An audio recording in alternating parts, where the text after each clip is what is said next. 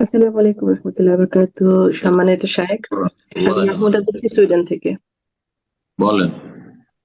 জি, আহ, শায়েখ, আমরা উম, ইউরোপে মাটিতে ইসলামকে শেখার জানার প্র্যাকটিসের মাধ্যম হিসেবে অনেকদিন আগে ইসলামী একটা সংগঠনের সাথে জড়িত ছিলাম, যেটা হুম, আলহামদুলিল্লাহ পরবর্তীতে বোঝার পরে সেখান থেকে বের হয়ে আসছে আলহামদুলিল্লাহ।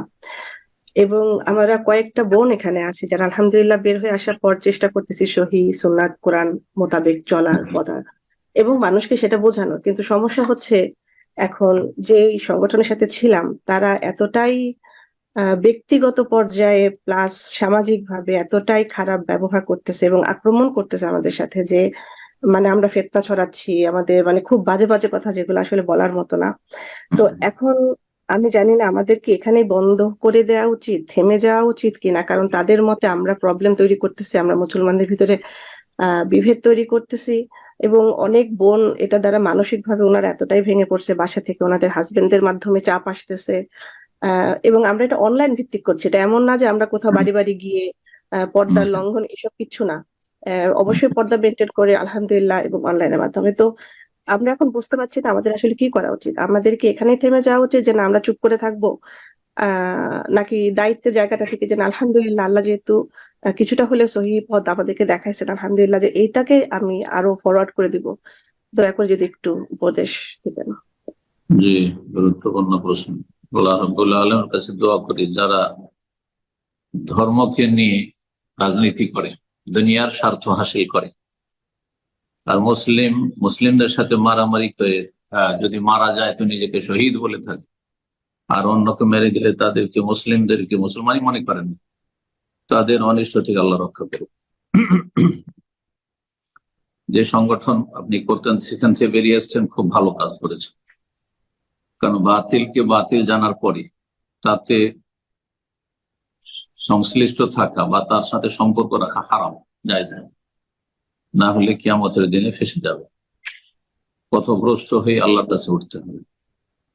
2 নম্বর কথা যে আল্লাহ রাব্বুল আলামিন ইরশাদ করেছেন, ওয়াইন তাসবিরু ওয়া তাত্তাকু লা ইয়াদুররুকুম কাইদুহুম শাইআ।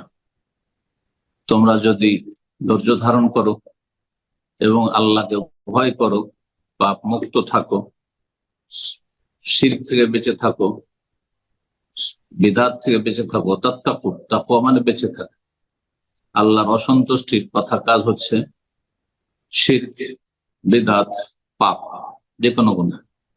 এই সমস্ত গুনাহ থেকে যদি বেঁচে থাকো, সংযত জীবন যাপন করো, আল্লাহ ভীরু হও, আল্লাহর ভয় কিন্তু গুনাহ থেকে বাঁচতে হবে, দুনিয়ার স্বার্থে নাই।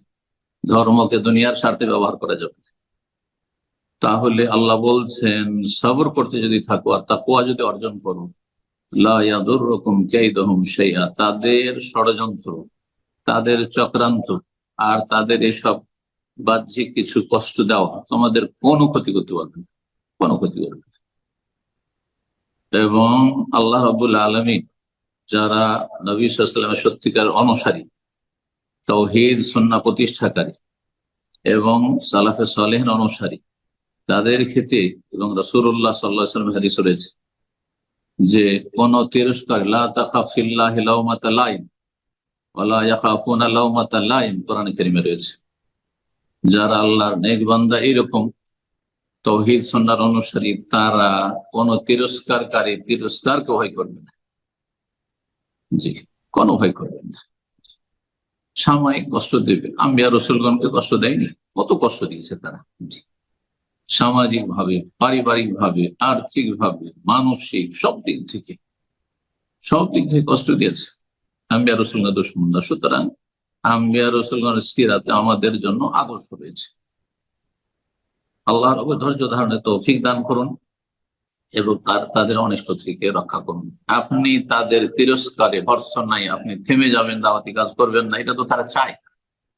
বাতিল সবসময় চায় যে হক নীরব হয়ে যাবে, হকপন্থী যারা কোরআন সুন্নাহ অনুসারী তারা চুপ হয়ে যাবে। এটা বিদাতিরা চায়। আপনিও সেটা চাইবেন, তাহলে তাদের খুশি করে দিবেন। রবকে খুশি করলেন না আপনি, তাহলে নবী সাল্লাল্লাহু আলাইহি ওয়াসাল্লামকে থামিয়ে দেওয়ার জন্য, চুপ করিয়ে দেওয়ার জন্য কত না চেষ্টা করেছে। চিন্তা করুন, 13 বছর চুপ হয়েছেন, নীরব হয়েছেন না? নীরব হন। জি। তো এই বিষয়গুলি আমাদেরকে সবসময় মনে রাখতে হবে। আল্লাহ রাব্বুল আলামিন যেন তৌফিক দান করেন।